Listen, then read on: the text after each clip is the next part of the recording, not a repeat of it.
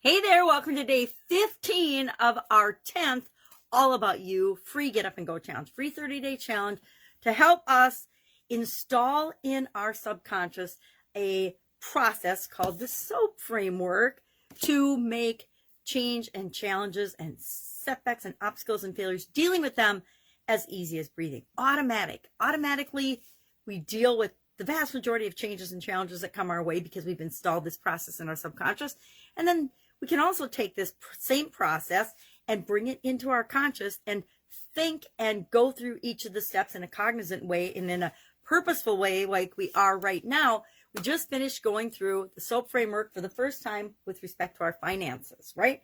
Now we're going to go through this SOAP framework with respect to our relationships. I think I might have mentioned that health, wealth, and relationships, physical well-being, and our health and our finances tend to be in the top 3 of almost everybody on the planet. But almost every time I do a survey or work with people, at least one of those comes up in the top 3 for just about everyone. So we talked about our finances. We went through the SOAP framework using different tools each day for the S, the O, the A, the P. We're going to do the same thing with our relationships. We're going to do the same thing, but using different tools for our physicalness, our beingness, our physical bodies, right? And then we'll go through the entire SOAP framework for each of the other 6 areas and aspects of our life. Remember, we got physical, mental, emotional, spiritual, financial, relationship, contribution, communication, and confidence, just because I added those 2 this year.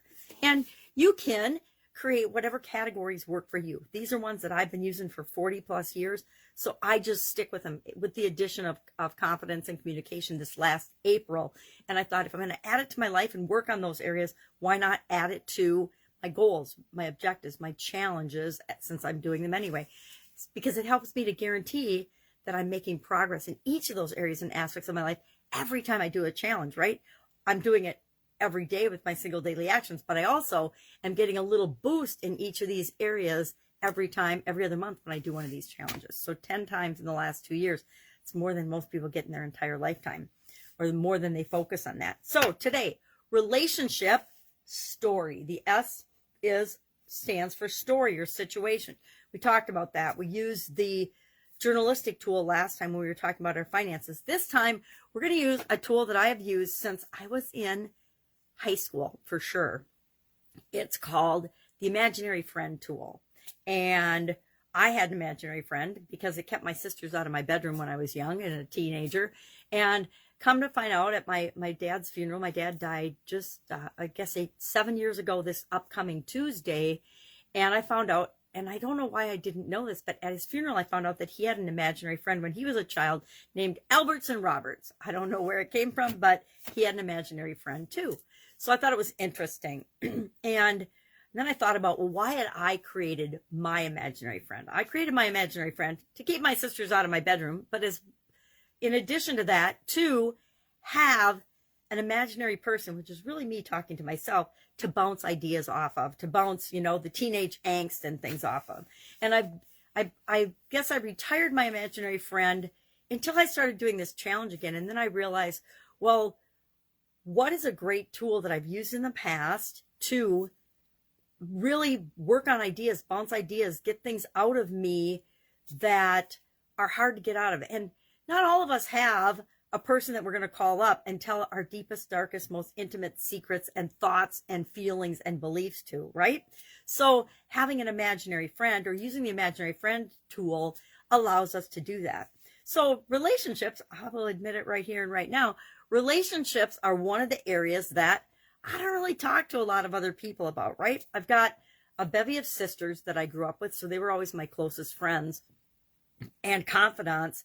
But I also didn't tell my sisters everything, right? We don't tell anybody. We don't even tell ourselves everything, much less any other live human being that we are afraid will judge us or critique us or give us input or solve our problems for us. When sometimes we don't want our problem solved for us, we just want to get the information out so that we can see it from a different perspective and then decide what's right for us to do. So our tool today is the imaginary friend tool.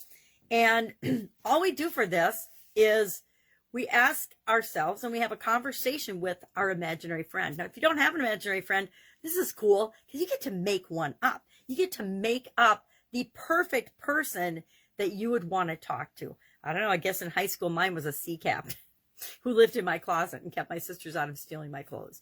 So an imaginary friend, what we're going to do is we're going to remember we need to find out and get really clear on what our current story is. Then we want to get clear on what is it that we want our story to be? What relationship do we want?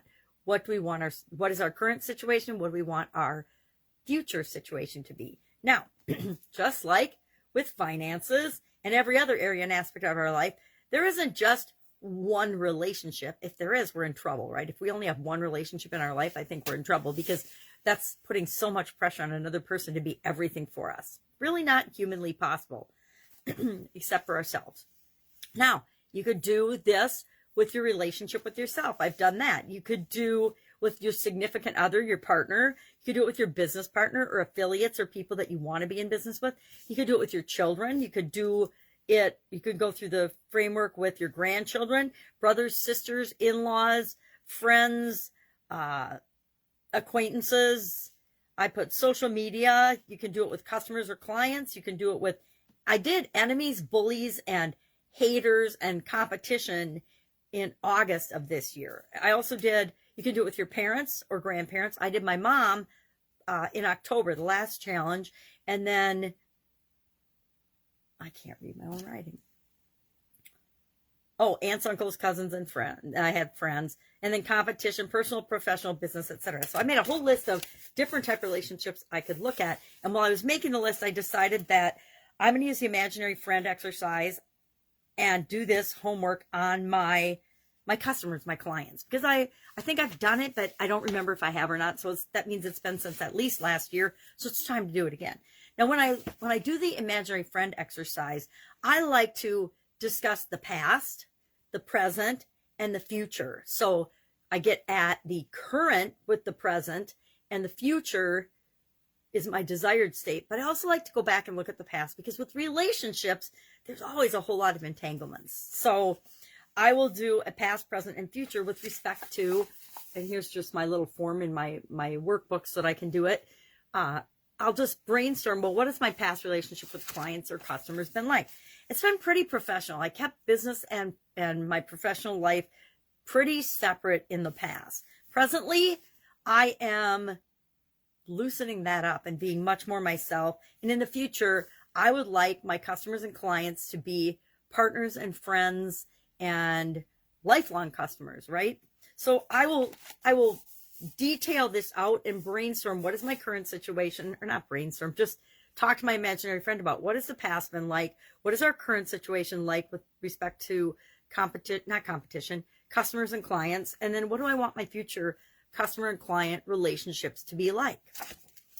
And I will share as my action item today, as you will, how did this exercise feel? Have you ever talked to an imaginary person or imaginary friend? You can talk to yourself in the mirror if that's easier. You can be your own imaginary friend, or it's really fun to create one and have one of your own. Somebody that is your own best friend and ally, your own cheerleader, that supports you and then calls you out on your stuff. You can have that person be however or whatever you want them to be. And then what relationship are you working on? Just share in the comments below, what relationship are you working on? I hadn't decided, but now I guess it's customers and clients. So that's the one I'm going to be doing through the rest of the SOAP framework. So I'm going to identify that gap today, right? What is my current situation with clients and customers? What do I want my desired situation or story to be? That is our assignment for today. Any questions, ask. Otherwise, I'll be with you tomorrow. Have an amazing day.